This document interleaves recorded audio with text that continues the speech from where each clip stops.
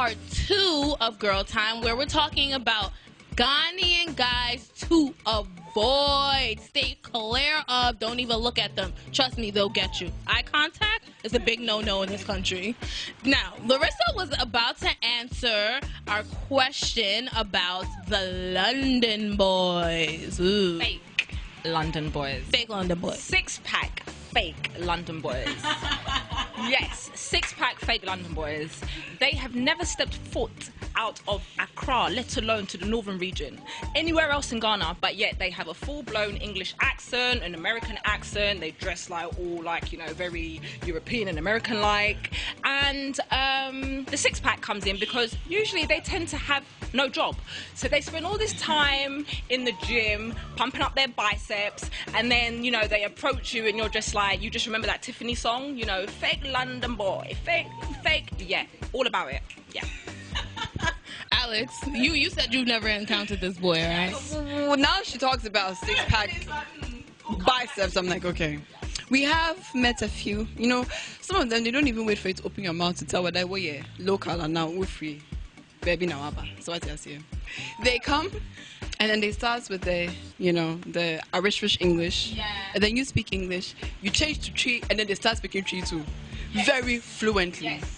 Wait. Go back to English and then the consistency and the perfection starts to go down, and then you realize that I've zero.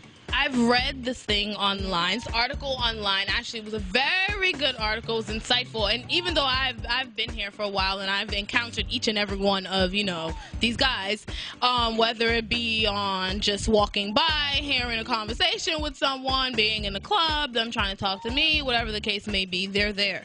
And it was talking about the fake bicep, you know, six-pack London boys, and they're there. And it's scary because someone like me who thinks I've found someone that's like on the same page, yeah. Like, okay, good, I can communicate with this guy because he understands, and it's like, wait a minute, no, you're not from America, you're lying, you don't know anything about what I'm talking about. Where did that accent come from? And then, you know, you might do something a little trickish, and then you start to hear the tweet and the Ghanaian accent come in. You're like, wait a minute, seriously? The major issue with this is that they have this romanticized view of the fact that you came from, you know, abroad, that you've got money, that you know, they have this view of you, and that's where the problem comes. I think that's really interesting. I mean, we've laughed at these boys before, we've laughed at the girls before, but we've never really understood why they go through all the trouble to impersonate something that they're not. Or to I think it's a sense of belonging. But you belong here, you know.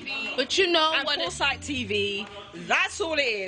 They've been spending far too much time watching all these channels. It is, and it's funny because, you know, this may be going a little bit off topic, but it's just like with the guys that you see with their pants hanging down off their ass. I'm sorry, I don't know if I can say ass, but it's like, dude, what are you doing? Do you know how many men in America are trying to stray away from this stereotype? It's not a good look. So it's like, I'm here and I want to see more African. I don't want to see where I come from. I feel like I'm in New York still. I don't feel like I'm in Africa. I want men to be who they are. I want women to be who they are. That's why I'm here. I'm here to get the sense of who I am, because at the end of the day, I'm an African woman, whether I was born here or not. So next, what? Tell me another guy that we should avoid. Unless this is your thing, it's a bit different. If it's your thing, then more power to you. But I would say another type to avoid would be the uncle, like, you know, the Big Daddy? 50 pluses, you know, when you're in your 20s or 30s, and it's the 50 pluses that own their own business and they have that disposable income. But with them, they pay school fees, they pay credit, they pay rent. Are we promoting these men?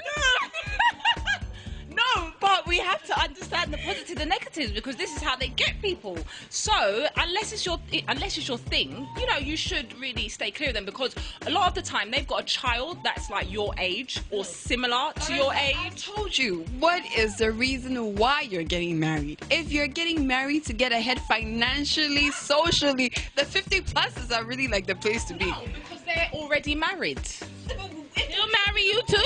He'll marry you too. If you're married. It doesn't affect your pocket if you're married. If I'm getting married to this 50 plus because he has money, he can pay my rent, he can pay my school fees. Why the hell do I care about if he's married? Is he a chief as to why he can get married like more than once? He's probably married with a family and kids already that are your age. If it's not gonna affect my pockets, or my educational trust fund, or my going to London trust fund, or going to New York trust fund, or going anywhere in the world trust fund. If it's your thing. Because anybody else would be saying you probably should be looking out for those. I mean, on Chebia, so what? They will leave you the entire inheritance if it's like very close to the time when they die. No, this is where it's all wrong. No. You're not getting any of that. His wife and his kids get that. You get nothing. You'll be lucky if you can even attend the funeral. Do you know what I mean? So you won't know. But I'm saying that. I mean, the reason why I even brought this up is, I mean, for some other women, it's not that deep. You know, I just want somebody to come, sort out my finances for me, give me a great start, and then, you know, if at the end of the day you go back to your family, I have enough, you know, to sustain myself if I don't get married. I understand. 50-year-old man, 60-year-old man. I mean, if it's your thing, then fine. I understand the, you know, financial aspect of it, because being a young woman, you know, it's hard. It's hard Honestly, to take care of yourself. Sometimes I feel like the hypocrisy that comes with the stereotype of dating a guy who's older gets on my nerves, because there are younger boys, you know, who at the end of the day, I mean, are also, you know, doing these things, like, hence the visa boys. I mean, they're also doing No. these Okay, let's pause. I don't have a problem with an age gap in a relationship. That's what I'm saying. My point is that this guy is married with a family. He has children your age. I think it's slightly yuck that, you know, he's going for 20-something-year-olds when his daughter is that age, and he's sleeping with 20-something-year-olds. If he wants to be a good guy and just pay school fees, just do that because you've got the money. Why do you have to take from her? I think that's bordering on pedophilia. I don't care how anyone sees that, because there's no need for a 50-year-old man to want to sleep with a 20, not unless he's planning on being with her, marrying her, and it's love. But once you're out, like I said, on the prowl, because that's what they do. They're on about some old cats on the prowl, trying to get some young thing to be his sleep buddy, his sleep mate, and he's like, yeah, come on, I'll pay your school fees. Come on, you're like, you're my grandfather. What are you doing? Like, no, are you gonna give it to me? And then I'll take it, but I'm not that's nasty to me. It's nasty, but I mean, if someone agrees to help you out, then that's fine. No, I mean, but if that's something that you want to do, that's your thing. I mean, I don't judge. That's fine. You know, she's not judging, but for me, don't even approach me, because I